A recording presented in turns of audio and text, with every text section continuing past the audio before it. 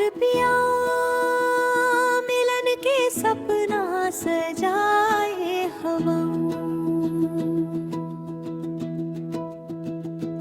अखियां मतोर सुरता बसाए हवा। आजा मोर संगवारी, आजा मोर जान, तोर बिना सूना लागे मोर जहां। चंदा के चांदनी माँ तोर रूप चमके, माया के बात मन हृदय मादम के। दिन रात तोर नाव जियरा गुनगुनाए, तोर माया के रंग मा मन मोर समा। मोर पिया मिलन,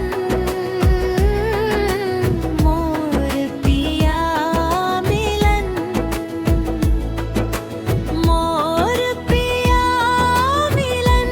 आजा रे अखियां मां बस जा, छाती मां समा जा, तोर बिना सुना लागे रे।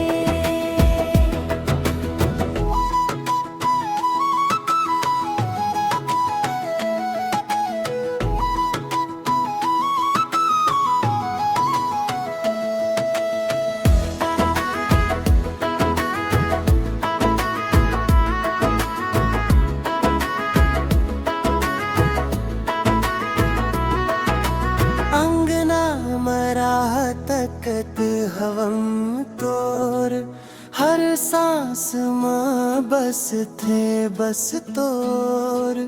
गोरस के थारी दिया के बाती, तोरे संग सजी मोर राती। चंदा के चांदनी माँ तोर रूप चमके, माया के बात मन हृदय मादम के। दिन रात तोर नाव जियरा गुनगुनाए, तोर माया के रंग मा मन मोर समाए। मोर पिया मिलन, मोर पिया मिलन, मोर पिया मिलन। आजा रे अखियां मां बस जा, छाती मां समा जा, तोर बिना सुना लागे रे।